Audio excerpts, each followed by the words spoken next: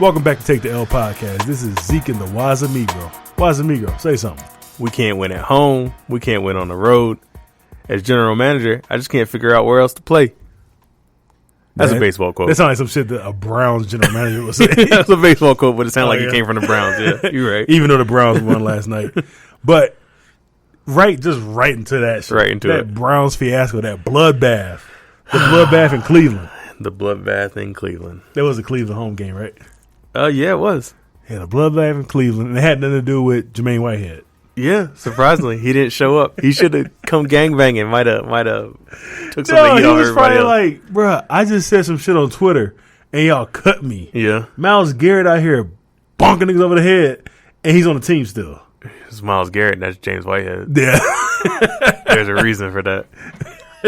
That was wild, man. Yeah, that was wild. If you haven't seen it, which I don't understand how you could be into sports and not have seen it, there was a kerfuffle of sorts, a little kerfuffle. Yeah, where Mason Rudolph, the quarterback of the Steelers, in the last 8 seconds of the Browns versus Steelers game, where the Browns were about 2 touchdowns, threw a pass, and Myles Garrett made contact pretty early, like it wasn't a late hit. Yeah, no, but the ball was gone, and Myles Garrett kept pushing him down.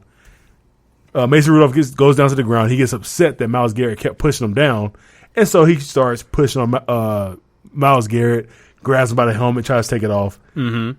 Gets up, or Myles Garrett gets up, grabs Mason Rudolph. I keep getting these names back messed up. Grabs Mason Rudolph by the helmet, rips it off. Yep. And then the O-lineman obviously step in, start trying to escort Garrett away. But Rudolph wanted something. Rudolph was about like that. He was about that action. Yeah. Chases after, gets bonked in the head with a helmet, and the rest is history. Yeah. Pouncey hopped on him, started doing some gang initiation fights. That's so. It's crazy to me because obviously we've seen stuff like this before, and in college it happens on a way higher level. People always say it never happens. I've seen that shit all last night. I've never seen nothing like this in my life. I've never seen somebody actually connect with a helmet. I can say that. Okay. I've never seen. You see motherfuckers swing helmets all the time. Yes. Every time there's a brawl, somebody swings a helmet. Yeah. But I've never seen somebody connect with a helmet before. Yeah, I could say the same. But okay, so there's a lot of different angles here. Yeah, let's go with them. One, why is Freddie Kitchens throwing a screen with 8 seconds left in a football game? Okay. Wait, hold up. No, not Freddie Kitchens. Tomlin. Oh, why is shit? Why is Tomlin throwing a screen with 8 seconds in a football game? Yeah. Great question. Because you could just kneel it and then it'd be the end of the game. You don't kneel when you're losing, though. You don't kneel while you're losing. That's a bad precedent to set. Run a draw. Yeah, you can do that. Easy day. Yeah. I didn't really have too much problem with the hit that Garrett put on Rudolph. Yeah, me neither. It wasn't even a hard hit. Not at all. He just dragged him down after, which you would assume he would let him go. But he just kept dragging him down. That's all that happened. If it would have happened in the middle of the game, nobody would have said anything about it. Right. I did have issue with Mason Rudolph trying to get his helmet off, realizing this is harder than I thought it would be in my head. And then that's the part that everybody's leaving out. Mason, you're right. Yeah, Mason Rudolph tried to take off Myles Garrett helmet first. And I think he was like, I thought that shit was going to come off a lot easier. Not as strong as I thought. So he let go. And then Myles Garrett like, no, I'm a man. I'm 40. And was like, give me that shit. And then once you got your helmet ripped off, why are you going to run after him? Like, what was the plan? Like, honestly, did he thought he was going to walk up to Garrett and be like, hey, bro, give me my helmet back. And Garrett was going to be like, my bad. No, and see, if he did walk up, say the whole skirmish is over, the old lineman are holding Garrett back, and he walks up calmly and says, hey, stop playing, give me my helmet back. Garrett probably would have tossed at him, probably shoved at him, and it'd been over. But he didn't do that. He ran up. Trying to yank his shit back. And he was like, no, if you buck, boy. He ran up. And Garrett bucked. So how do you feel about the suspensions? Myles Garrett got an indefinite suspension, at least to cover this year. At least this year. And he's got to meet with the commissioner before he can come back and play ball, which Hey, you know what? Fuck it. I'm okay with it. You can't do shit like that. I mean, you could really if he would have hit him with the crown of the helmet, he could have really fucked somebody up. What was your initial, like when you first saw it, you're like, oh, that's an X amount of game suspension. I didn't even say that. How big of a fine? I saw it. My wife actually was not even paying attention. Of course, like mad shit, crazy shit is happening on TV, and she's like telling me about some news story that doesn't even matter in my life. But I'm like, yo, the first thing I said, I'm like, oh, he's fucking done. Yeah, that's the first thing I thought. So I guess I would say I expected his season to be over. Okay. Because the second I saw it, I'm like, Myles Garrett's lost his fucking mind. He's done. Yeah. And that was it. That was my initial reaction as well. At first, when I first saw it, I said, that is a season ender. Yeah. That's a season ender, period. Because I think if you set the precedent for what you're canceling people's season for earlier with Perfect, granted, Perfect had the history. He had the history. But if you say, oh, he's a dirty player, that was a dirty play. Yeah. He's done for the season. You can't look at Myles Garrett swinging a helmet at somebody and be like, it's a 3 game. Yeah. No. So, yeah, I think they got that right. I do not agree with Pouncey's suspension. Right. I mean, what do you expect? The man just bonked your fucking quarterback on the head with a helmet. You think he's not going to swing and kick at somebody? No, don't do that. That's not acceptable. I don't agree with 3 games. Give them 1 and fine them heavy. Call it a day. Yeah. But I think what they did was they're like, bro, these motherfuckers can't play in the Browns game. Yeah. They obviously can't play in the next game. It's not going to work out. Yeah. So I feel like they had to do that. So I get it, but I just don't agree with it. As far as Ogunjobi, I'm cool with that. A game and a fine. He had no place in that. Not at all. In that area doing what he did. I was watching earlier. Somebody was like, if you were really there to just like back your homie up, your homie was on the ground. Yeah. With 2 linemen on top of him. Yeah. And you decided to check he stopped before that. He decided to check the quarterback that didn't have his helmet on. Yeah. So you get what you get. And I hope you got a lot of money in the bank because that's I think a $50,000 game he's going to miss, close to it. Yeah. 40-something $1,000 game. So I'm good with that. I think Mason Rudolph should have got a suspension. A suspension? Yes. Okay. They said he's going to get a fine. Oh, yeah? Yeah. They say he's expected to get a fine, which is I found interesting. Okay. I thought it was going to be something like a suspension or nothing at all. Okay. I think Myles Garrett. I think Mason Rudolph should have gotten at least a game suspension. Game suspension? Because I felt like he incited everything. Yeah. If I start a fucking riot and I shouldn't be able to just walk away and be like, I didn't do this shit. I just started it and I walked off. That was fucked up. Yeah, no. He should have got punished. My initial was, like I said, Garrett out for the season. Yeah. Me personally, kind of like you, I felt Pouncey is just like, hey, he's defending the quarterback. Yeah. I wouldn't suspend him, but I understand why you can't not suspend him. Yeah. Because I feel like if he would have pushed him down, or maybe even just took the first 3 punches and then pushed him down, maybe you don't suspend him.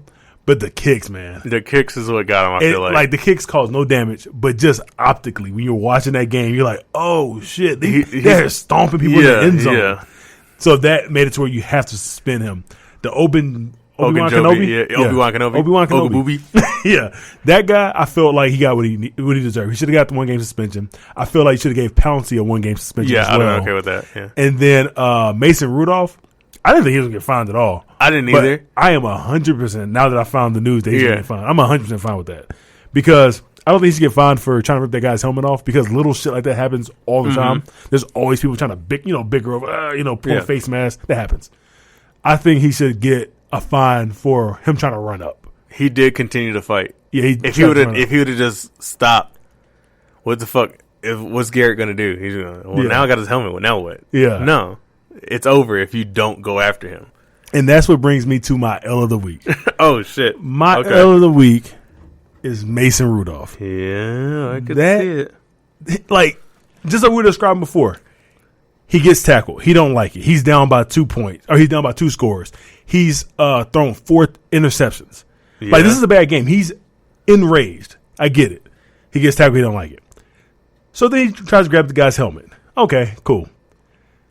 Then the guy who's bigger, stronger, faster than him stands up, grabs his helmet off his head, lifts him up. Right there makes you realize, be like, oh shit, I'm not equipped for this. Yeah. But no, the O-lineman's stepping away, and he says, you know what? I ain't backing down because I got my boys with me. I got my bodyguards with me, so I'm about to go look tough. So I'm about to get in this dude's face, And that's going to happen because you know why? I got 2 friends that won't let nothing happen. I got the officials that are going to get in the way of this. There's nothing bad that can happen to me. He runs up and gets done up. Gets hit in the head. What's the first thing that happens when he gets hit in the head?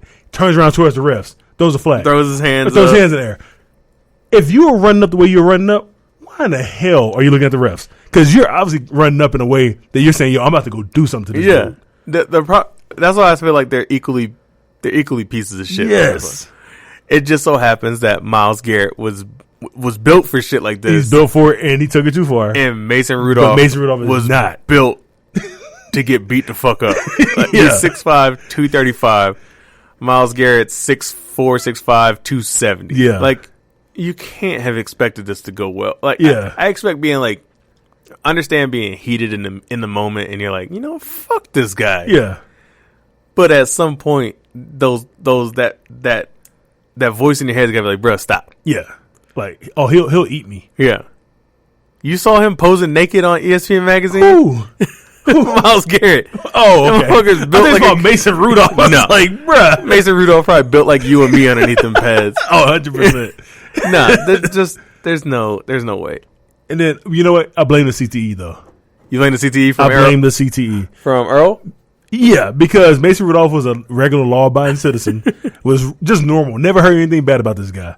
All of a sudden, Earl Thomas knocks him the fuck out, sleeps him in the air. He goes down to the ground bloody. And now he's a badass now when he comes back. So I blame the CTE. So what's old boy going to come back that was bleeding out of his ears? What's he going to come back like? Oh, that's another thing, too. We forgot all about that. This game was a bloodbath, and not just because because of that one incident from actual blood. Yeah, they had. I didn't even see the Juju Smith-Schuster hit. That hit didn't look crazy to me. I mean, you could say there was helmet to helmet contact, but it was. But he was dazed, though, right? He was dazed. He was obviously dazed. Yeah, but it was. It was obviously not intentional, right? As far as like the other one was in the game. The other one was, Randall hit the second string receiver. I can't remember if it was Washington or who it was, but Randall comes up. He hit Deontay Johnson. Deontay Johnson. His Deontay Johnson. My initial instinct when I first saw that shit, I was like, oh, that's an old school 05 hit. Like, people get hit like that all the time. Yeah. But he's rolling around, writhing in pain. I was like, he's probably trying to sell it for the flag. Then they stand him up, and he's a little woozy. Yeah, he's woozy. I was like, oh, maybe he got hit pretty hard, but it can't be that bad. They turned the camera, and this dude got blood pouring out of his ear. His ear hole. Yeah. So he got his bell rock clean. Yeah. Eardrum just busted. Yeah. So, hopefully he's okay. Oh, boy, the safety that hit him acted so surprised that he got ejected. Oh, yeah, he did. I can't do that. Like, bro, where have you been for the past 10 years? What has been going on that you felt like, you know what? I'm just hit him in the head then. Yeah, I can't kill him? What do you mean I can't kill him? Huh. I don't understand it. I hope that guy's okay, though. I don't know I'm assuming it's just a concussion. Maybe a little bit more. I've never seen somebody get hit so hard their ears bleed. You see that shit in like movies when an explosion happens, and they're like, oh shit, bro, your like ears are bleeding and you got like cuts on your face and glass and shit. But all he did was get hit in the head by another guy. So I don't know what that translates to. Oof. But the Steelers' offense is obviously about to be a whole lot fucking worse than it already was. Oh my god, 'cause it was so bad once those receivers went out. Once Juju went out, and we say Johnson went out, and he was just throwing to the other two. I was like, oh man, they can't catch. Mason can't throw. Yeah, like they can't. They had so much time switching to the actual game and not just the violence of it. They had so many opportunities. Oh yeah, the Browns were trying to give it away. Yeah, they were doing everything in their power to be like, we're just trying to lose, guys. Just fucking just score it. We can't do it for you. Just and Mason's like, bro, I can't. I'm trying my hardest. At some point, Tomlin's got to realize that Mason's not the answer. Yeah, put it in Duck, man. Whatever that dude's name is, Duck Hodges. Which sucks because who do the Steelers got next? Oh, we don't know who the Steelers have next week, huh? I can't imagine with being down a lineman. I wonder if they'll put him in concussion protocol from that hit to the head. That'd be insult to injury if they do that. I mean, but you gotta protect your players, right? Yeah. I mean, he took a helmet to the head. Luckily, they got the Bengals next. Yeah, so that's kind of a fluff game. But they could fuck around and lose that game because they're gonna be down a lineman. Yeah, if they have extra time to prepare for the game because they play on Thursday, so it's 10-day turnaround. But if something happens to where Juju don't make it back, Washington don't make it back, and they're playing with third and fourth string receivers on a receiving core that's already not that good, with the down alignment, and then they're down their